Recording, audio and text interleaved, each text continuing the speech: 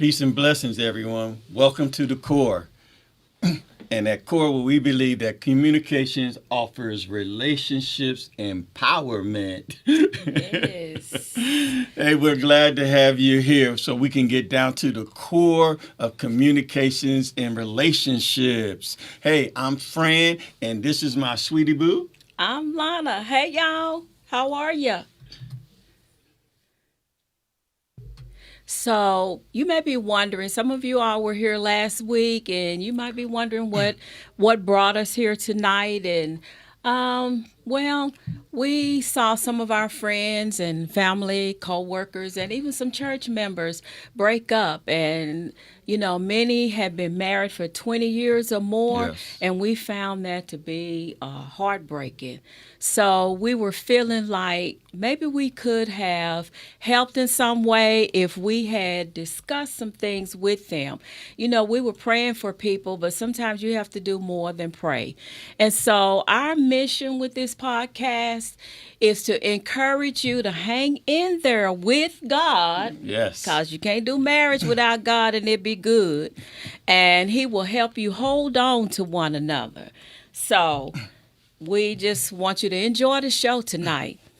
So, just to recap last week, because we got a lot of comments. One of the comments was that I interrupt my wife. Look here, I bought a bigger one to make sure that I don't interrupt her so she can put her hand on it and I can really, really see it. That's one of the things that we use. Why we know the other person to talk to them when they take the hand off of that, then we know that we're able to say what we have to say. So we talked about stop using, I'm not even going to say the word. We said we were going to stop using the word tone, okay? And we're going to acknowledge whatever is causing a person to have tone. We want to acknowledge what they're trying to say first. Thank you very much. Okay.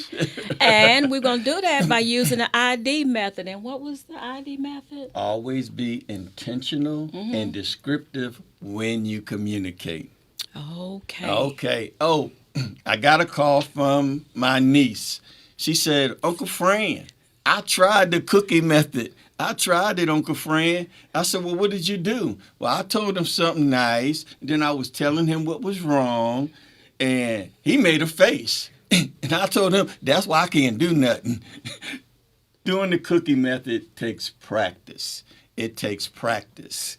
Practice to do the cookie method. And I want to tell you how smooth it can be when you do the cookie method. I'm going to give you an illustration. I love to play golf, and my wife calls it Golfina. I tell him has become his other woman. So golf has a name. Golfina. So today he spent some time with Golfina because I was busy with one of my sisters. So he's going to tell you about Golfina. All right, we have a budget, but we call it a purpose because we purpose our money to do things we want to do for retirement, for trips, for our family. So we call it a purpose, not a budget. So I was doing a little bit with Golfina, as she calls it. So my wife, she said, hey, we're next, every Friday we go over our budget.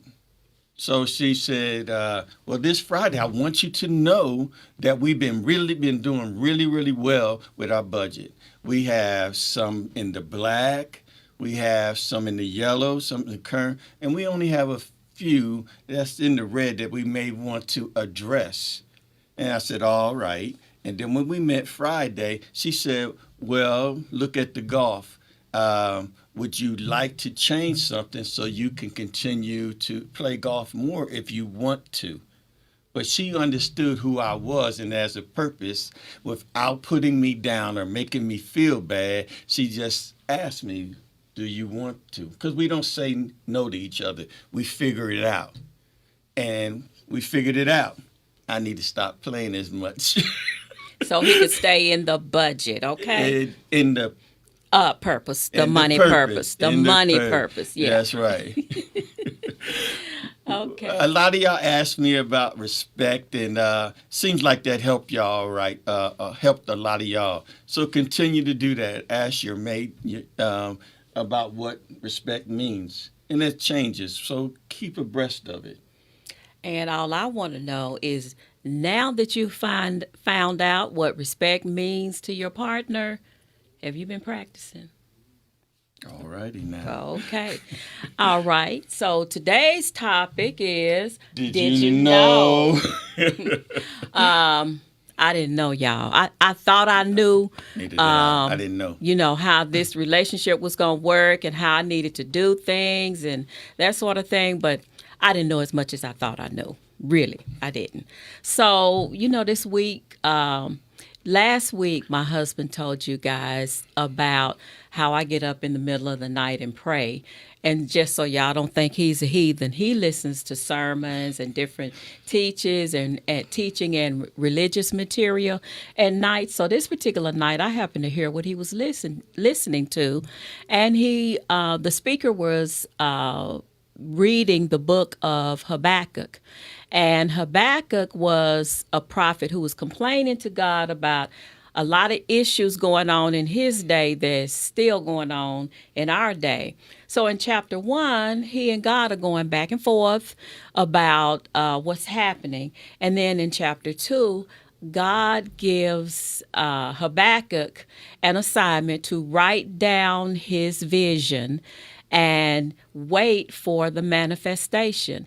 And so in chapter 3, we see that Habakkuk had decided to just trust God.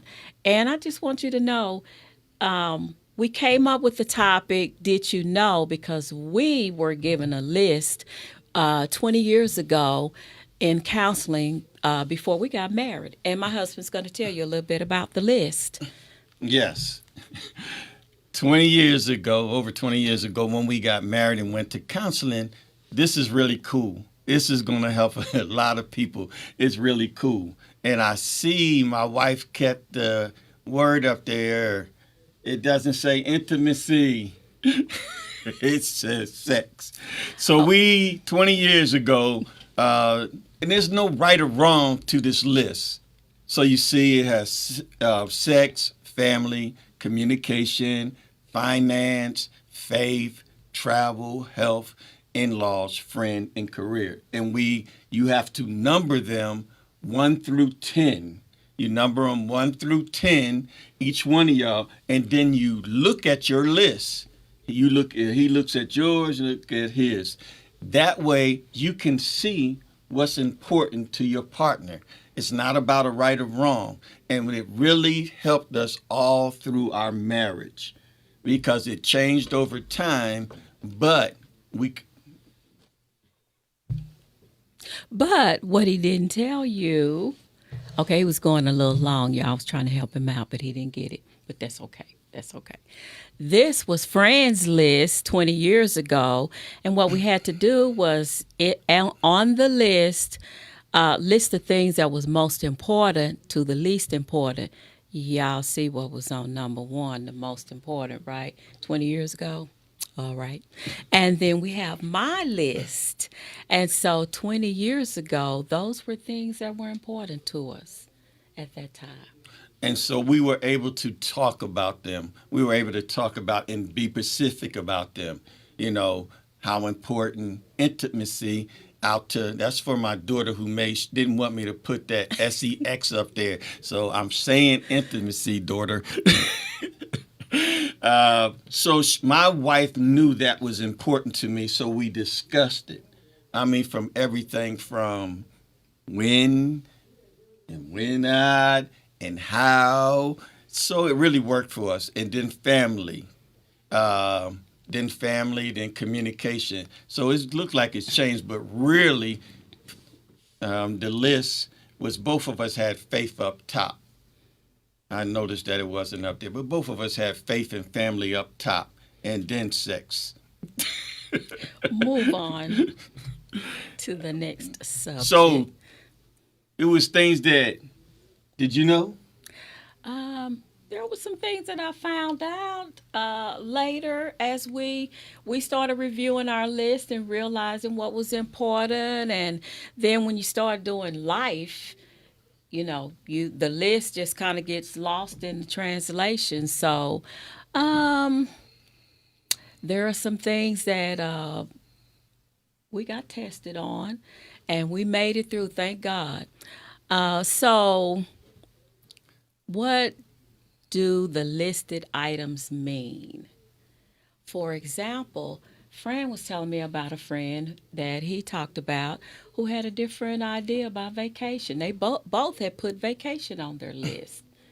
They had went to premarital counseling, and after they got married, they came and wanted to talk with us. So the young lady is sitting there and said, "Well, he said he likes to travel." And I said, "Okay, well, what's the problem?" "Well, traveling to him means going up to the casino every weekend." And I was like, "Okay, you just need to be a little bit clear about what traveling means to you." So we went through that. And the other thing that was funny, the same couple said they like to play games. And she found out the game he was talking about was Xbox, Okay. not Monopoly and all that. But they worked through it. Like I said, it's real important to be intentional and descriptive about what you mean when you talk to each other. Well, here's another thing too. Just with us in vacation, one of the things that when we were talking about vacation is I started noticing that my husband wasn't really interested in going places and doing things. So when I asked him about vacation, um, he shared with me how he felt about going on vacation. He had been in the military and different places, and I really hadn't been to many places other than visiting family. That was my idea of vacation. But now that we're together, I wanted to do more. Yes, vacation was very important to my wife. Very important to my wife, and it was a time where she needed to relax, have no phones on, no family or anyone calling her or anything. And when she first told vacation, I was like, okay, you know what I mean? That's okay. But she really explained to me how she needed to unwind for a vacation and what it meant to her. For me, it just meant, hey, I'm going to go play golf as much as I can during that week. And we worked that out. She sleeps late. I get up early in the morning. I go play golf. I come back. We go sightseeing, going out to dinner. So we made it work, right? Right, right, right. On vacation, to me, I want to relax, and don't really want to be on a schedule. I like to read, and so it was important for me to sleep late, and that was our compromise. And you're gonna find out as you go through life that you gotta be able to compromise sometimes. The other thing that was important to me was finances. When I met my husband, I was a widow at the time, and I had been left with a lot of debt. And one thing I was serious about was I didn't want to get involved with anyone or even entertain meeting anybody until I had gotten out of some of that debt. And so by the time that we did actually meet, the enormous amount of debt I had finally whittled down to about $4,000. So we not only talked about that, but also on this list, we had to bring our budget. That was part of our financial discussion. Is we had to bring a budget and talk about the things that we owed. And so many people get into relationships or get married and don't know anything about any of that. So those were just some of the things that we had to work through. So today our budget, I mean our list looks a little different. We have kind of worked on some things and have a lot more things in common now than we used to have. So, anything else on that list, love? Yeah, ladies and gentlemen, I see my wife is playing jokes on me. She still got sex up there at top. I'm like, you didn't. She changed hers. It should have been faith and family. Well, you just You know, no, don't know. no, you know no. what happened? That's an No. old Oh, draft. yeah, That's what that's an happened. old draft. Okay, I got the All old right. draft. Okay. We So- didn't update our producer with our list. But you know, we talked about some things since we've been married. Y'all, when we're riding together, I sit in the back. Tell them why, babe. She's my wife. I put this nice. When she's sitting up front, she says I drive too fast or I get close, and I don't go over speed limit. I really don't. But my wife, anytime we go close to anything, she's dragging. She looking up here at the thing, and I was like, "Sweetie boo, sweetie boo." I said, when you turn, I turn because I want to see what you looking at over there. So we worked it out. Morgan Freeman is my middle name. We've decided that, hey, she would sit in the back. That way she could relax more and we wouldn't have any kind of disagreements about my driving. Well, because the reality was we'd be mad by the time we got to wherever we was going because I didn't like how he was driving and he called me a nervous ninny, so I didn't like how he was driving and maneuvering through traffic and up on people. I was like, are you gonna stop at that red light? So we had to compromise because I am a nervous nanny when it comes to his driving. So now, to avoid that, I sit in the back, and we don't have no problems. Okay. Yeah, and I'm not going to say which one of us has the right. most tickets. I'm not even going to go there. So, yes, we find out what works for us. And her sitting in the back, me driving, it works for us. The other thing that works for us in the car, we never talk about anything serious inside the car because it's a confined area. So that's just off. I see people when I'm driving by, the day after payday, and they just going at it. You can see them. So inside the car, no kind of discussions, just nice, soft us. Faith was real important to us, both of us. You want to talk about it? Well, I don't know because let me tell y'all what he was telling me the other night is I surprised him when we got to church because he wasn't used to, he was talking about the way I was praising God. Tell him what you said about me. I came from Baptist. My wife was Pentecostal. I'm still Pentecostal. Still Pentecostal. Okay. Still I'm going to always be Pentecostal. Hallelujah. Okay. So we're sitting in the church. I'm doing my Baptist thing. Amen. Talking to the pastor. In a split second, I look, my wife is up and took off. She's running around the church, and I'm just sitting there. I'm trying to look and see if anybody else is looking at me. And she got her run on, and I said, I didn't know. I didn't know. He was embarrassed, y'all, I because wasn't embarrassed. You sure? No, I wasn't He's embarrassed. always telling people about that, like he was embarrassed. Funny. But okay, he talked about me. How about at the end of church? You know how at the end of church, after they had a benediction and they're playing the music, how about he doing the Cabbage Patch? That was his praise. And I was like, Do what you know. what is he doing? Do what you know. The Cabbage Patch at church? Do what you I'm know. like, Lord have mercy. So, I mean, it's like little funny things that we've done with each other. And it was like, okay, he got used to me running. I got used to him doing the Cabbage Patch. And I said, whatever way you praise God, that's just fine. That's just fine. And what other things that you did not know about me that surprised you? Oh, Lord.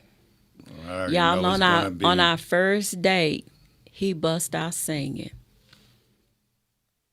Now, go ahead. So this is how I knew she was the woman for me. Our first date now. Open up the door. I'm smooth. It was You're in the smooth, car. yeah.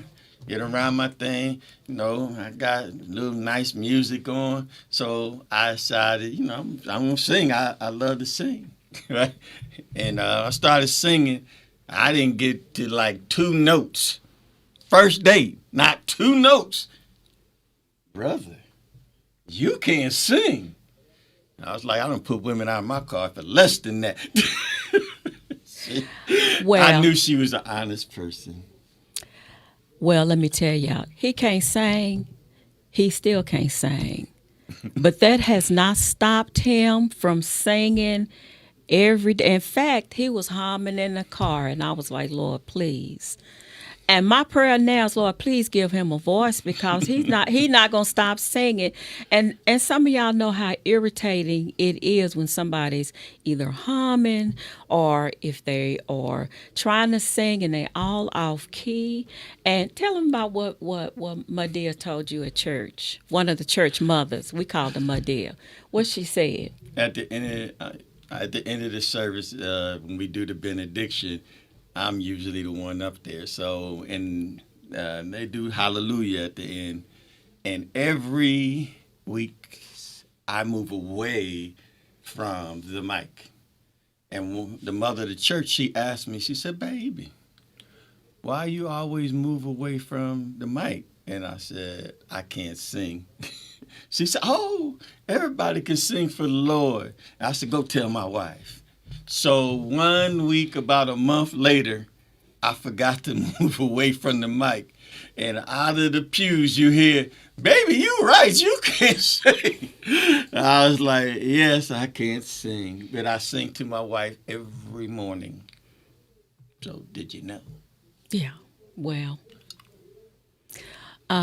No, I didn't know he couldn't sing until that first day. And I thought sure, once I told him he couldn't sing that he would stop. But no, for 20 years, I'm a patient woman. For 20 years, we have endured. I have endured this. Okay. What didn't you know? What didn't I know? I didn't know you were such a great artist. Oh, That I okay. didn't know. I didn't know that you were such a great artist. What else didn't know? She's a wonderful cook. She's a wonderful cook. Now, she cooks very wonderful, but she didn't know something about me. And I still have my card. Just before she says something, I still have my card, y'all. What didn't you know about when it came to a meal for me? Okay. He don't like nothing hot. I mean, pepper hot. I mean, no jalapenos, no spicy seasoning, but y'all, not even black pepper. You know how you make scrambled eggs and you put salt and pepper? No pepper. And I was like, Lord have mercy. This is a meat and potatoes man. He will, and you know, I love Mexican food. And so I was kind of famous for my enchiladas. Well, I think I've cooked enchiladas maybe twice in 20 years now.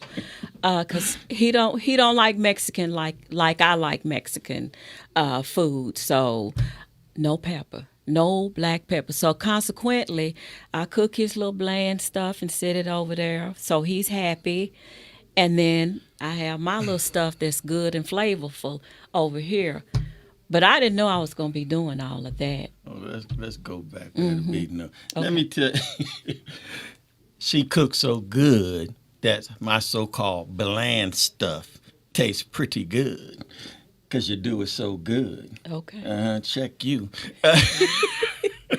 Yes, I don't sir. do hot Yes, pepper sir. and at the beginning of our relationship, you know, people always try you. She tried putting some pepper in my food, you know, on the slide. I was like, you put pepper in my food. You know, I was married before. I told her, I said, that's why I divorced my last wife. She put pepper in my food. Yeah, she tried to slide it in there. You know, do you want to talk about in-laws? I don't. Go ahead. See, your Just be your mama careful. go see it. Just My be mama ain't careful. gonna see that. She Just don't do be none of that. careful. I'm going to make internet sure your stuff. mama see it. Go ahead. Go ahead. No, in-laws. A lot of couples come to us and they have trouble with their in-laws. They didn't know. They didn't know how close they were, sisters or brothers. They didn't know that they were going to have to spend every holiday. I'm at the close to my in-laws. family, y'all, and I'm glad to be close to my family, okay? Everybody's And he close is with it. too. I'm close with it in a Yeah. different way. We have our page. We talk once a week, me and my brothers and sisters. But every holiday, we're at my mother's-in-law, which is great. It really is. It's great. But one of the things I learned, I was talking about it last week, when it's time to go, just a little hint, have yourself a little safe word to say when it's time to go. Brothers know it's going to be an hour. When you first say you leave, it's going to be a minute. And just be patient, because you know that, right? Right? Mm-hmm. You know that. Anything else up there? What else you didn't know about me?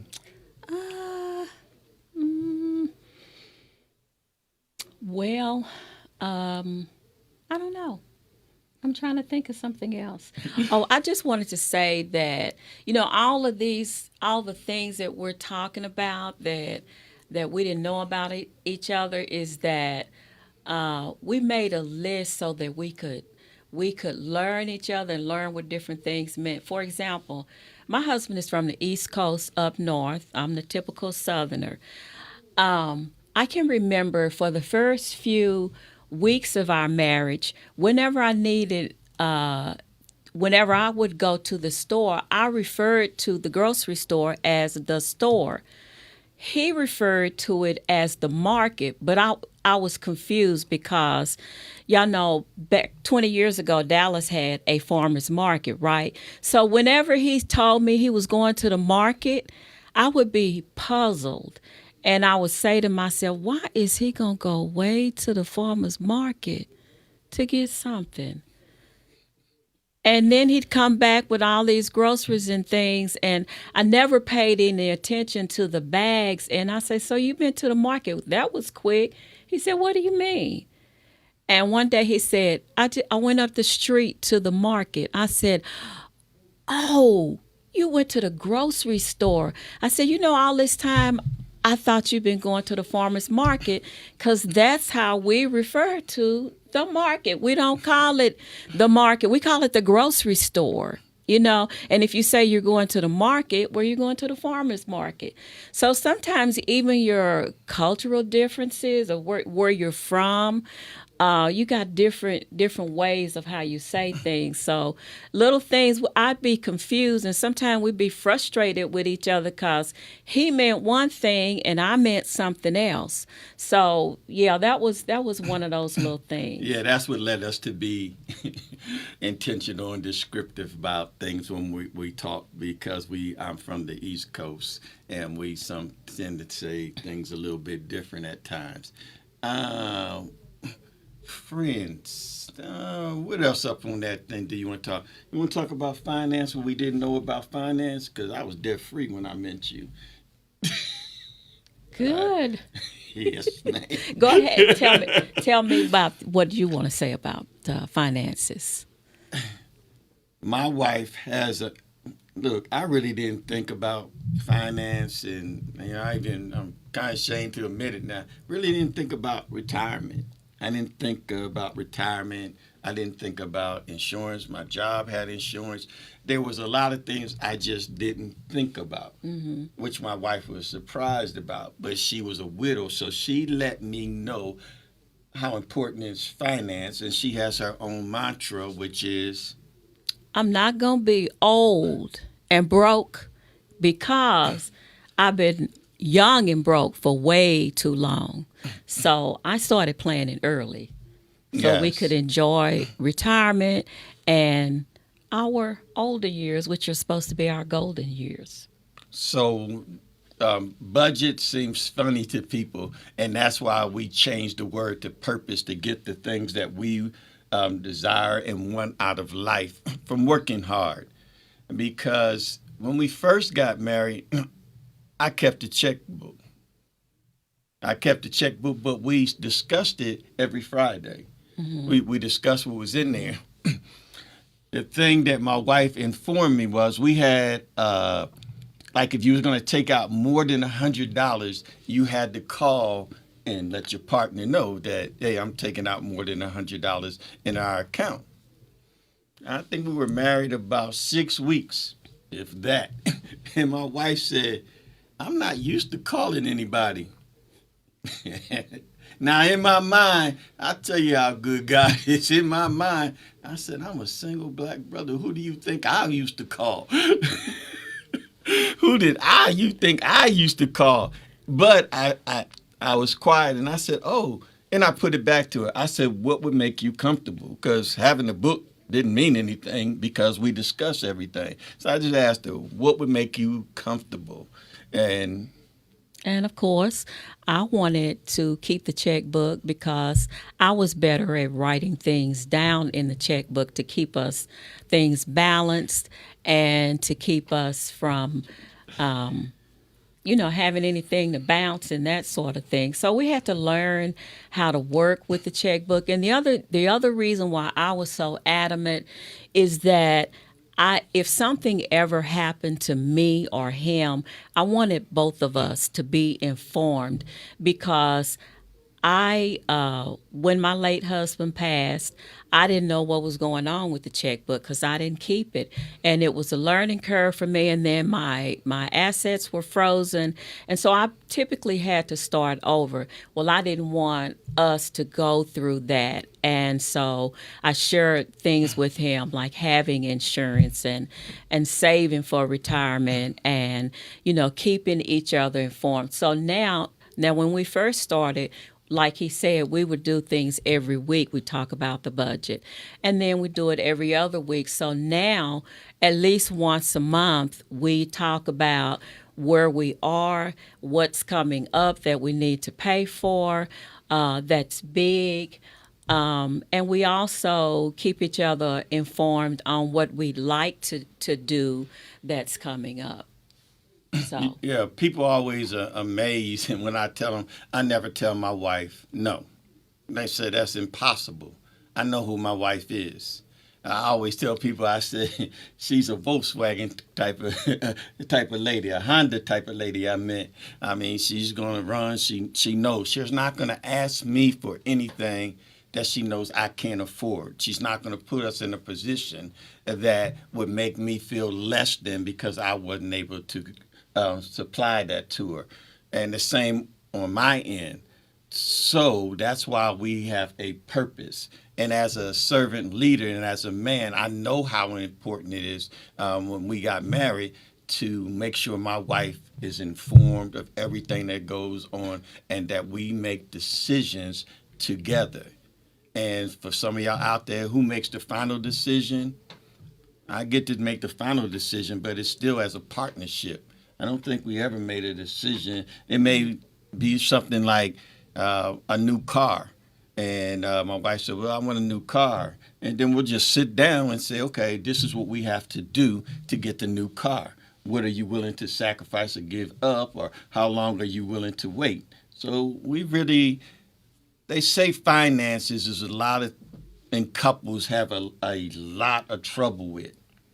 And most of the time I see people who divorce and have a lot of trouble with finances is because they have separate accounts. I always tell people, do what works for you. But if you're the type of person that looks over there and says, what you doing with your money? How is your money? Why do you need this? Why don't we have more? Or at the end of the year, you do taxes and you find out, oh, they made $50,000 more than I did. I didn't know that. Where's it at? Yeah. And it gives, I know some people ain't going to like this. When finances are separate and you're not transparent, it gives an opportunity to let the devil come in and all of a sudden you say, oh, how the affair, they cheated. How did they? I hate, opportunity, non-transparent. Because I don't know, I heard, if you have a side chick or a side dude, ain't no romance without no finance.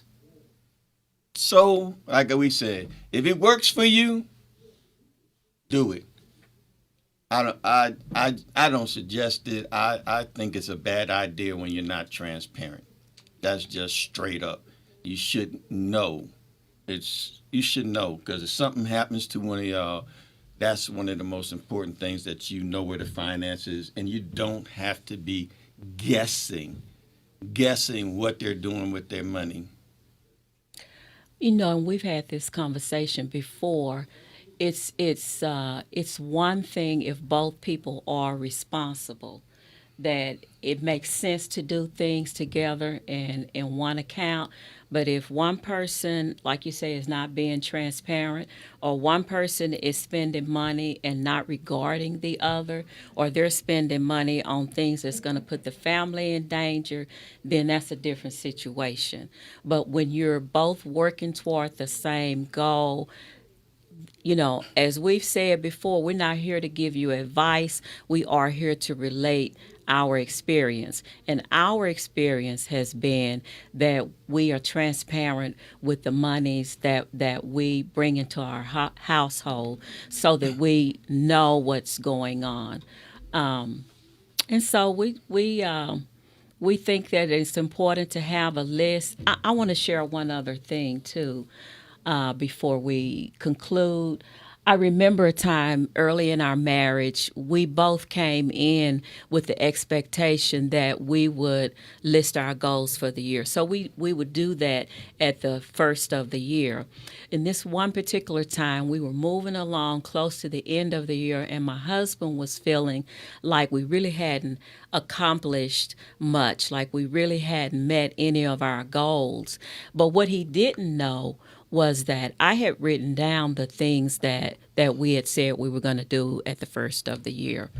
And I had been marking off the things that we were doing. And he was really kind of at a low point. And I kept saying, "No, babe, that's not right. That's not right." So finally I went and got the list. I said, "Look, I wrote down the things that we talked about. Here's our list." And we had at least done half of the things on the list. And once I showed that to him, he started to feel better because he could see what we had done. And just like in the book of Habakkuk, God told him to write things down. There is a purpose to that. One is so you can see, and you can see that not only did the two of you get things done, but God was right there with you, helping you to get some things done. So it's important to have a list because that's really your vision. Your list of what's important to you and your family is really your vision, and you need to write a vision, be plain about it. As my husband say, be intentional, so you know and you understand, and you can start breaking things down as how you're going to get to that. Did I cover everything? And then some. Okay. Now she ain't never gonna put her hand on that water bottle to say I'm done or nothing. Nah, don't even try with me right there. Yes, write it down. She thinks as a man, sometimes as a person, just say as a person, you work really hard and you come home, and sometimes we do forget. Wasn't down, but I was like, look, it seems like I'm going to work every day, putting up with all of this, and we're not accomplishing what I want. Yeah. I had that McDonald's attitude. I want it now. I want it now. Mm-hmm. So, but writing it down was so important because what it avoids in our marriage by doing this list that I hope that y'all do and finding out what you didn't know and how important was stuff, it avoids arguments. Mm-hmm. It avoids tension.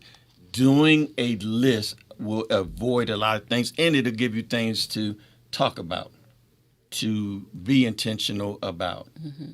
And really important. The list is, even when we talked about friends, mm-hmm. because my wife would ask me sometimes, she'd be like, why you don't have so-and-so over to the house, or I see you talking to him and all right, and like that. My home is my sanctuary. Mm-hmm. Not everyone gets invited into my home. Right. We've done a lot of coaching with people, And we learned something real important after doing coaching with people. When they would leave sometime, there would be tension sometimes. And one time my wife said, I said, we don't never have tension. And she said, every time after we finish coaching, babe, it seems like there's some tension.